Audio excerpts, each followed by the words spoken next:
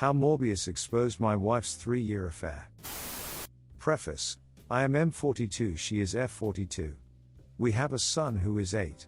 Married 15 years, been together 20. We have no debt, a healthy S-time life. We would have S-time every other day, though I did ask for it every day and compromised with her, and are very social people. I'll read any and all advice comments, might not respond to everything, but I want you to know that your opinion matters. I'm looking for advice and not sympathy. It's true, I wish you didn't have to read a title like that. On April 5th of this year, my best friend and I went to go make fun of the horrible Morbius movie on $5 Tuesday, and I saw a suspicious text on my wife's phone. She never leaves her phone around.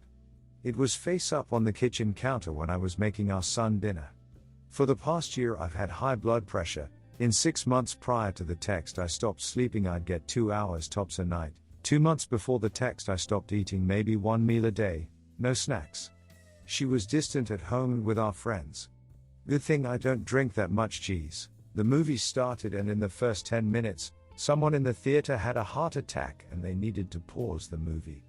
This is when I told my best friend about a weird text I saw on my wife's phone. We had almost 30 minutes to talk about what happened face to face, and she told me to confront. After the movie I found my wife working in the basement. She kissed me and went to use the bathroom, leaving her phone on her desk. The temptation was too strong.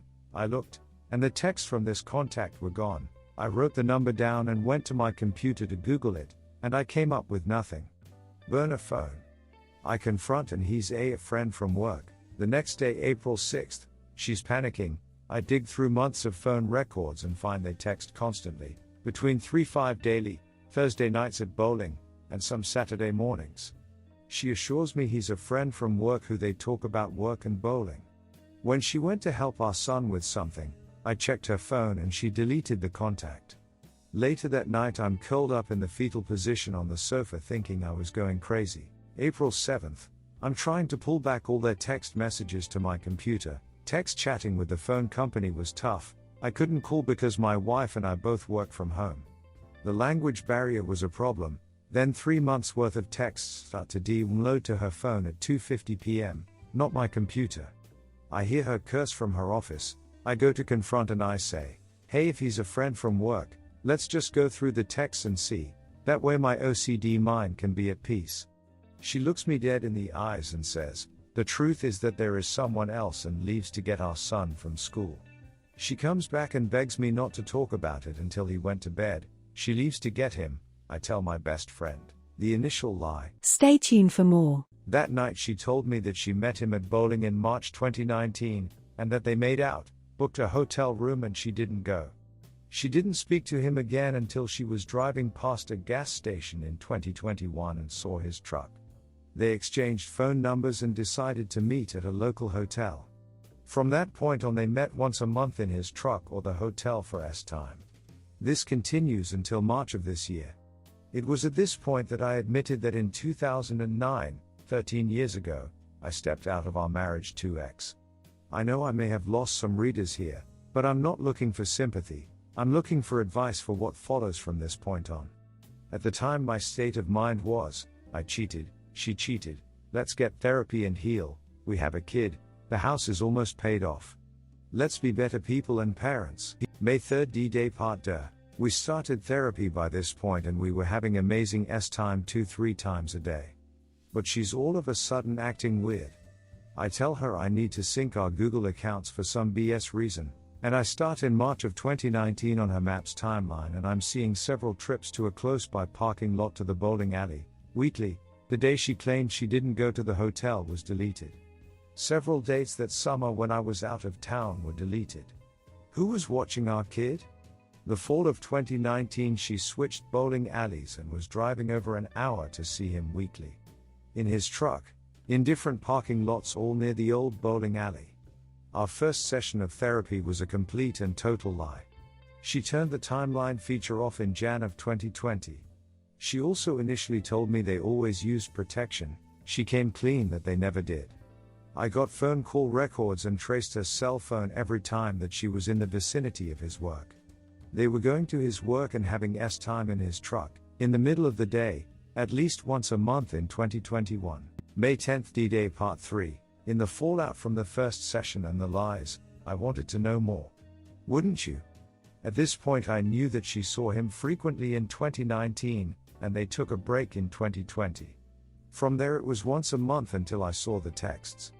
I wanted to know how many times she did this at the start of the pandemic that would have put our health in jeopardy. What I got was that, instead of her just seeing him a couple times in 2022, she saw him almost every week. She claimed she was trying to end it. Well then why was it more frequent? Also claimed that she was lying to protect my feelings, but I think she was lying to cover her tracks. But, is this everything? Is she still trickle-truthing me? She has been spending a lot of time on affair recovery websites and came up with a self-diagnosis of limerence, which is an infatuation with a lesser person. I called BS and found a lawyer. Mid-May, end of June. We're still doing therapy, but we cannot have a conversation without the word limerence being involved. It was her excuse. It was okay because she wasn't limerent anymore now. She claimed, it wasn't about the time with him and he really sucked in bed. No one has bad affair time for 3 years, come on. My patience is wearing thin. The therapist said she never heard of limerence. We're in individual therapy as well at this point and our therapists never heard of it. We are still having time, we are still co-parenting, but our son is noticing that something is off. I have been better about handling this than I think most men would be, but I really lost it when she went on her pre-planned girls' weekend trip. I was okay the first 2 days, but lost it by the third. I wasn't mean, but I was unfiltered about my feelings. To this point I hid the lawyer from her, but when she came home she went through my email and found the proof on June 30th. She was suspicious because I was asking her about her 401k. July. Stay tuned for more. I felt bad about hiding the fact that I had a lawyer. She had every right to be mad at me. The agreements weren't finalized, but she agreed to the lawyer's outline, as long as we share custody of our son. Everything was split down the middle except we would keep our own retirement accounts. I was being fair. Throughout the month of July, I'm still hurt, depressed, confused, all the things that come with finding out about what she did. She, though, is working hard. Sending me videos, articles on recovery. Writing me daily emails, cleaning, cooking, playing with our son. She is being the mother I always knew she could be, that she wasn't the last 3 years. I don't need to be waited on hand and food. I always thought we were divide and conquer parents. I can cook. I can clean. We do not believe in gender stereotypes at all. August, this brings us to now. She is still writing me daily emails. She is apologetic, remorseful, didn't realize what she had before she almost lost it. Claims the affair fog didn't allow her to see how shifty this guy was. That she had to text him first, she had to drive to him, that he didn't put anything into their relationship except sleep with my wife. I have all the documents from the lawyer ready to be signed. But what I need help with is, am I being manipulated by her lies? How did the sweet girl I met in college turn into this person who sought out public time in a truck for 3 years? Was she really trying to end it, and is that why he texted at a time that wasn't in their regular scheduled texting times? Is she truly remorseful? Is she going to just wait until I stop watching her every move to do it again? Has she done this before, this guy? She wants to wait until April to make the final decision, and I keep waffling. Part of me wants it done now so I can move on with my life. Part of me sees the changes she's making. What do you think? Am I a chump who's going to get cheated on again if I stay? Redditors' reactions. Redditor 1, why not divorce and continue seeing one another afterwards? I'd give you the freedom to leave if you decide to stick around and things go bad. And it'd be an actual consequence to her actions. She may succeed in getting you to stay, but you'll no longer be married, and each subsequent year would cement that. I'd personally divorce and move on. A multi-year affair isn't anything to sneeze at. More so when you consider how much work she was willing to invest in it. Redditor follow up. This. But to add on, not only is a multi-year affair nothing to sneeze at, it affected how your wife treated your child. Look at this again, you said. Throughout the month of July, I'm still hurt, depressed, confused, all the things that come with finding out about what she did. She though is working hard. Sending me videos, articles on recovery. Writing me daily emails, cleaning, cooking, playing with our son.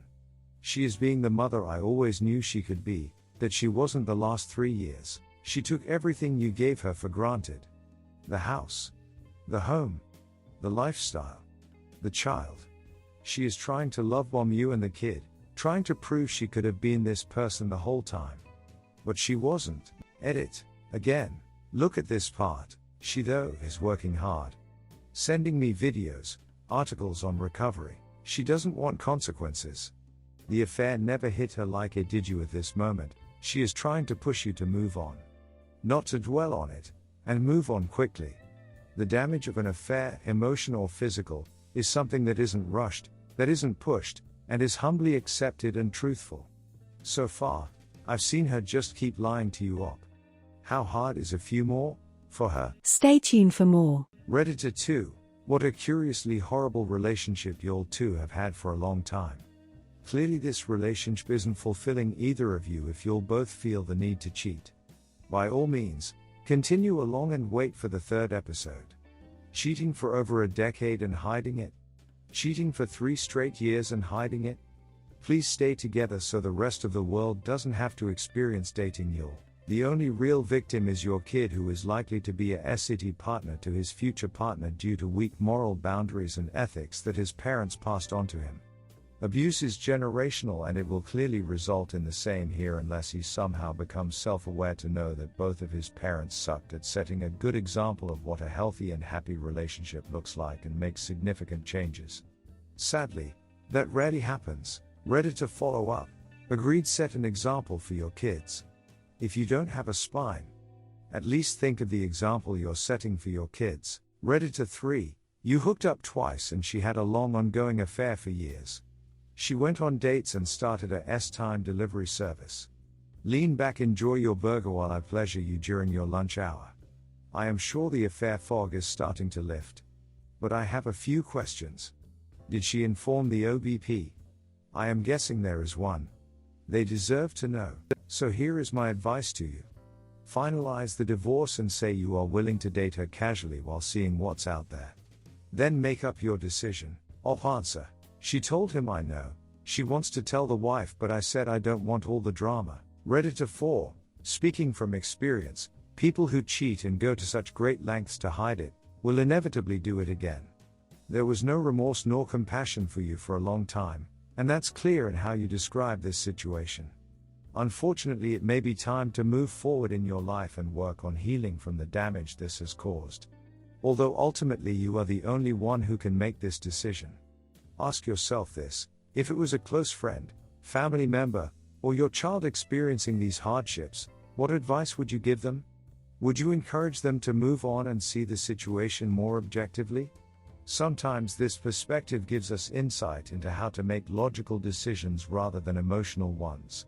No matter the case, you're going to be okay in the end, even if it takes some time.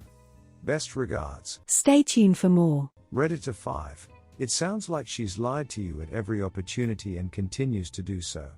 She knows this other guy isn't going to commit to her and take care of things like you do. If his number is a burner, that's most likely because he's in a relationship too and hiding it from his partner as well. Your wife is just trying to stall for time, hoping that either you'll give up on the divorce or the other guy will commit. Don't kid yourself, she still talks to him. Redditor follow up. Yeah, you need to find out who this guy is. She needs to tell you about who he is, what he does he have, and so. If he does have and so, she needs to tell the so what they did before any reconciliation will happen, if that's what you really want.